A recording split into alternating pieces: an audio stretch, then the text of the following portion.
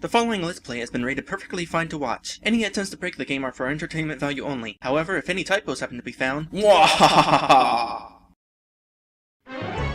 Hello everyone! Welcome back to this game. I am commentating on a speedrun. Normally wouldn't do such a thing, but the people who are subscribed to me watch me for my Let's Plays, and so I feel somewhat obligated to make commentary. That said, I am doing this a little bit differently than most of my Let's Plays. I am doing this with post-commentary. That is, I am commentating on this after having already recorded it. And the reason why I'm doing that is because it would have been a really bad idea to try doing live commentary while doing a speedrun. I really needed to be able to concentrate on what I was doing. So that explains that. Now, we're going to explain this. I am speedrunning Jester's Hunt, a game that I made, and I am going to speedrun it in test play mode. And what that means is that at any point in the game I can hold down the circle button, and that will enable me to walk through anything and everything that I want to. Playing in test play mode also enables me to press the start button to view my coordinates, which is going to be useful in a few places. Now, the game data has not been modified in any way, with one exception. I changed the file name just for the sake of being able to do this, because if I didn't change the file name, this speedrun would not be possible at all. The timer will start when I choose start, and the timer will end when I've officially beaten the final boss. And I will be hitting start right about now. Alright, so one nice thing about RPG Maker 1 is you can move around the D-pad and you can skip through the dialogue really fast. And this game is a little bit dialogue intensive, so that's a pretty good thing right there. By the way, if you are the sort of person who cringes anytime somebody makes a mistake in a speedrun, then this video is not for you. I mean, I don't really make any big mistakes. I probably lose a few seconds of time at the most. Of course, this is not tool assisted because I do not have the time nor the patience to do a tool assisted speedrun. Somebody else could do that. Alright, we have this introduction with Jester, and I'm going to choose to kill him because killing him is the fastest way to get through this cutscene.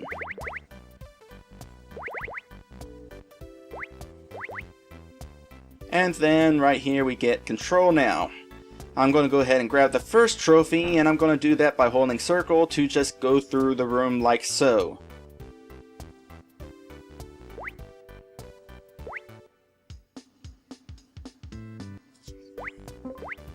At various points I will be asked to save. I will not be doing that because that's a waste of time. Also, no, I did not miss the door. The event that takes you out of the room is actually in the top of the wall. By the way, we are completely bypassing Lucky Woods, because as I had discussed before, this boss door which is up there, which you will see momentarily, is always open because you can't actually reach the boss door until after defeating the boss. As a reminder, boss doors normally don't unlock until you've beaten the bosses of the previous worlds. So, instead of going to Lucky Woods, here we are in Sealand. Quickly skip through this dialogue, and we're going to hold the circle button to skip over the exit to the level, and we of course activated the transport pad, which is going to be really useful. And now, it is time for the boat race minigame. If you saw my glitch fest, you probably know how this is going to go. It's going to go like that. Holding the circle button is so convenient. Now here, I don't want to accidentally bypass the trophy, so I'm just tapping the direction. Because this is not my first attempt at the speedrun. I made more than a dozen different attempts with various failures. For example, forgetting to activate the transport pads.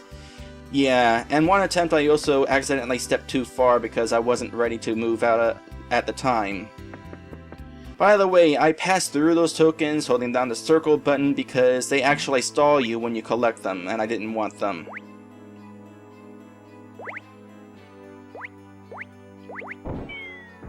Now, unfortunately, as far as Peggy goes, unlike most of the bosses, there is no way to quickly cheat your way through this battle. Thankfully, I figured out that if you walk in a specific pattern, you can get him pretty quickly. Hopefully you guys have watched the Let's Play I did of this, because a lot of this is not going to make any sense if you don't know the game. Also, a little bit of a glitch there because I attacked him from the side.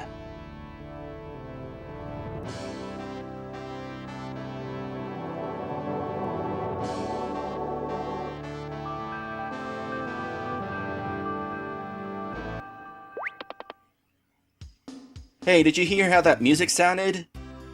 Now, when I Let's Play this, that song ended just fine, but here it started to end too early. So yeah, that stuff I was talking about where sometimes, even though it's programmed correctly, the game ends the song too soon or too late at random, there's the proof. We are not going to go through the sandcastle or the treasure hunt. They are going to take a little bit too long. Instead, we are going to go ahead and do the mermaid. Thankfully, we don't actually have to go out and collect her pearls. That would definitely take too long.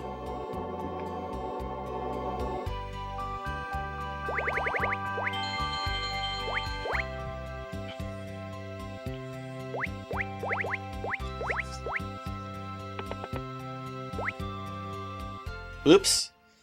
And I did not press down in time, instead I moved too far to the left. One of those little mistakes, didn't cost me much time. And with that, we are ready to go up to the top of the mast and bump into the pirate to sink the ship, triggering part of the reward you get for collecting all 34 trophies in the game. By the way, I hope you like all those stats sitting at the side. Kind of informative as far as what I'm doing and how much progress I'm making here. Anyway, we wound up in the ice cave there because of that little glitch, so I held down to get out of the ice cave because the ice cave was dark because the previous cutscene was dark. There's a trophy in the ice cave, but I decided to skip it and go for this instead. And I did not let go of the circle button in time, and so I stood on top of the trophy and had to get back off and on it. And now we are heading for Zone because we had to defeat Zone in order to unlock the next boss door.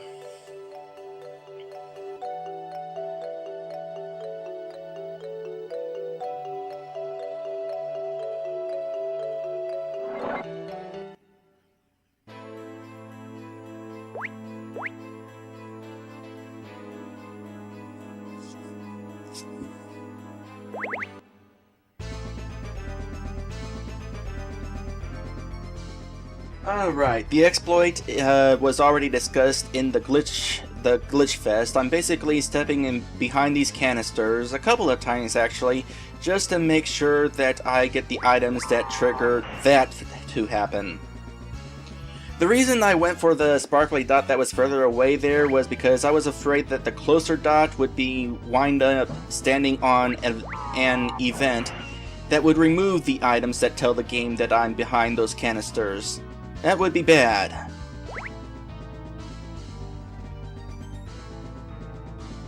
I like how these sparkly dots are just trying to dodge me.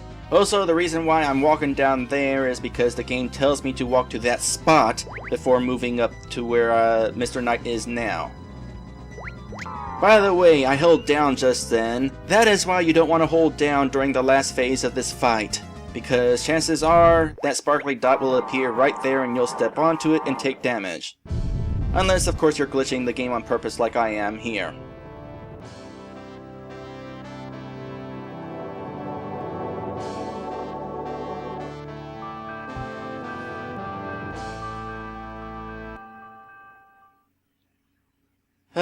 This trophy's a little bit out of the way, but it's faster than some of the other trophies, so we'll definitely grab it on the way out. Speaking of on the way out, we are pretty much done with Mount Snow now, so we're just going to go ahead and get out of here. After talking to Zone, of course, but we don't need to pay attention to what he's saying.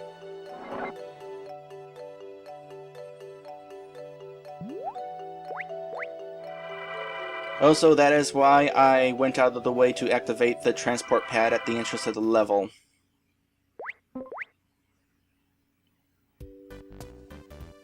And of course, since we didn't actually enter Mount Snow like we were supposed to, the game still thought we were in Sealand, and so that's how we wound up there.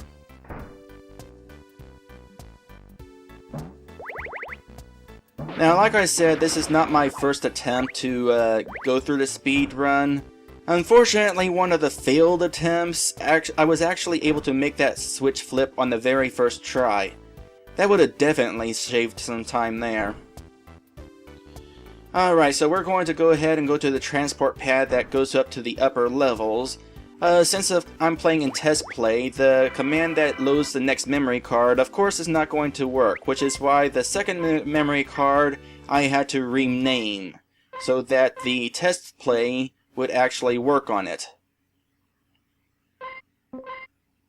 By the way, here's a little bit of trivia. When you're loading an RPG Maker game that has custom sprites, and you reach a custom sprite that isn't on a memory card that's inserted, you don't necessarily have to load it. You can just cancel the sprite and the game will continue loading. It's just that whenever you reach that sprite during gameplay, it's going to be invisible, which could be pretty problematic, depending on the purpose of the sprite.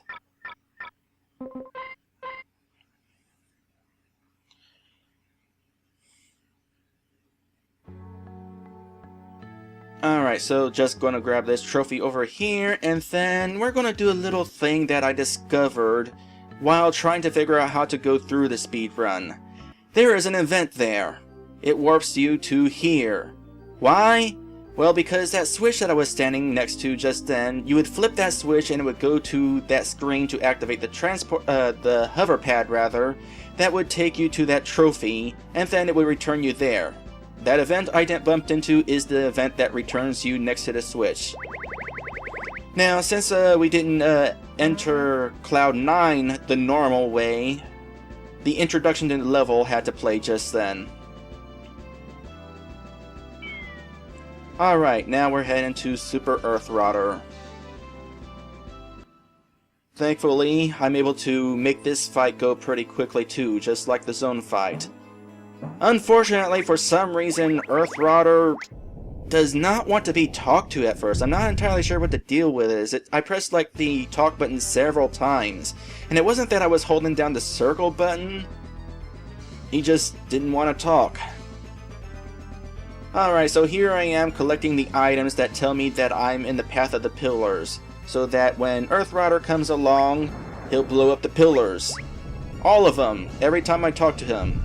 Now, the reason why I waited for him to come to me just then is because Earth Rotter is surrounded by a whole lot of events that tell the game that I'm not in between the pillars, which would be bad. So I decided it would be safer just to let him come to me. And then for the rest of this fight, it's pretty simple. I can just step here and have it trigger.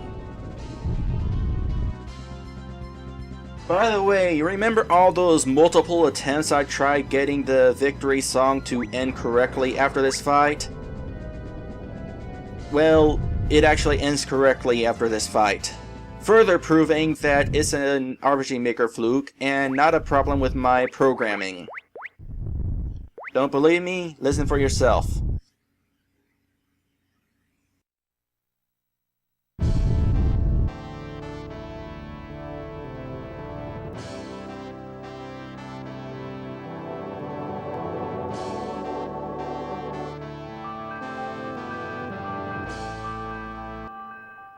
See? It actually ended correctly. RPG Maker was just being stupid. That is pretty much the only trophy that we're here to get, and the only reason we got it is because we had to defeat Super Earth Rotter in order to unlock the boss door ahead. Of course, we're also going to have to fight Heck to do the same, and Heck is a bit of a problem, or was a bit of a problem, because since I'm skipping all the attacks in the game and all the HP things, the HP ups, the things that increase my health, it would be impossible to battle King Heck. However, the phase of King Heck, where you finally attack him instead of his lackeys, is triggered by the minigame item. And getting the minigame item in my inventory without, like, cheating by purposely changing the code was really difficult. It took some time to figure out where I needed to go in order to get the minigame item stuck in my inventory. And I figured out that I need to come here. I'm about to exploit a glitch that is in the game. I showed off the glitch a couple times actually. I showed it off whenever I was doing the regular Let's Play, and then I showed it off again during the Glitch Fest. Basically, Wormy's going to give me this trophy, but I'm not going to grab it. So, leave the room and come back, and since I didn't grab the trophy, the game thinks that I didn't play the minigame yet. So, by starting the minigame again, I get the minigame item back, but I'm going to go ahead and grab this trophy. And by grabbing the trophy, we get the opportunity to play another minigame for the question token, which leaves us with 2 minigame items, and then I left the room, or rather, I got the game wrong, to be warped out of the room with one of the minigame items taken out, which leaves me with one which I can use to quickly get rid of King Heck. The reason why I lost the game on purpose there is because the room does not otherwise allow you to leave if you have a minigame item. That is the only way to leave the room. And of course, since I had the game playing 2 times at the very same time, only one of the minigame items was taken away, which is why I'm able to have one left over for King Heck. Hopefully that makes sense. All you need to know is, thanks to what I was doing there, I can just do this.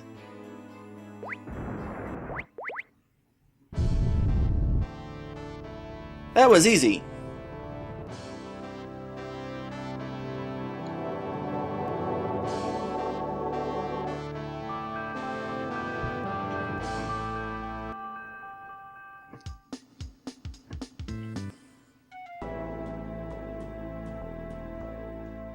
And of course, we go over here because the trophy shelves to unlock the last level of the game is within Hot Rock itself, which I still think is a genius idea. By the way, another mistake I made on previous attempts is I forgot to activate the transport pad at the entrance to this level, which means I was not able to walk back to the entrance of the level. Instead, I had to walk all the way back, and that was unfortunate. Alright, that leaves Space World, the final level in the game. How long has it been? It's only been 18 minutes. I'm making wonderful time. Now, we don't actually have to collect any more trophies to unlock any more levels, so I'm pretty much just going to go straight to the boss. Of course, I gotta grab this transport pad so that I can quickly warp back down, because it is a little bit of a long ways up. It's silly how I have you go to the 3rd floor just to go to the 2nd, but you know, it's convenient for me. It helps me get to this door real quick.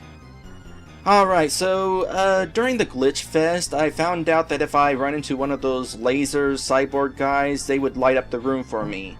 But I figured out that the faster method of getting through this room is just to bring up my coordinates. I wrote down the coordinates of the door, and so I just headed down and checked my coordinates a few times to check whether I was on my way to the door or not. And then, to win this fight, all we have to do is touch that guy. During the Glitch Fest, I went after all 4, but no, you only have to touch the last one, so that's even faster! Now, unfortunately, you cannot leave this room without grabbing the trophy, so I have to take the time to grab the trophy. And then, since that room we were in is dark, I'm going to use my thing to check my coordinates again in order to find the transport pad back down. And taking the transport pad down is going to change things to normal, not black. Now then, if you guys recall, during the Glitch Fest I discovered that you can't enter the final battle without learning Biggest Blast, and clearly I have not learned Biggest Blast during this playthrough. However, I have an ace up my sleeve. Go in here. Let's see, switches. Let's go down to 345 and turn that on. And now we can go in. I'll explain how that works in a bit. We're almost at the end of the game, and I'll explain it then. So, final battle. I've done this several times. I'm just going to hold circle to bypass all the boss gauntletness and enter the final battle, where we quickly get through this cutscene and cheat our way to the key, and that's the end of the game. I made good time. So, that deal with the switch hunt number 345. I didn't actually show off that menu during the Glitch Fest. I completely forgot all about it. But when you're in test play, you can access that menu, and all those switches pretty much act the same way as all the items that I've been using in this game, the ignore items. Except you can't like have more than one. Like 345, that's either on or it was off. 345 is one of the few times where something is kept track of with a switch instead of an item. And since I can modify the switch in-game, I do not consider it cheating. Now, what 365 was supposed to do is, if you die during the final boss, you can come back and bypass the cutscene and go straight to the final boss again. I'm not entirely sure why that switch didn't activate during the Glitch Fest. I must have broke something.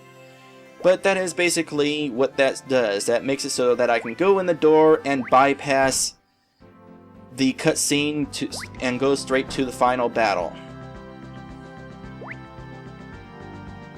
It takes precedence over the command that says, hey, you need to have Biggest Blast. Because obviously, if 345 was activated in the final battle, that means you must have had Biggest Blast. Unless you cheat like I just did. And that is the speed run. Hopefully there's nothing that I forgot, because I completely forgot to open my notes, and whoops. Well, if there is anything I forgot, I can do a thing where I have a correctional quip. But with this out of the way, we are now finally done with Jester's Hunt on RPG Maker. However, we are not actually done with Jester's Hunt in general. Next time, we are moving on to RPG Maker 2. Don't get too excited though, because it's actually gonna be a little bit sad. I'll see you then.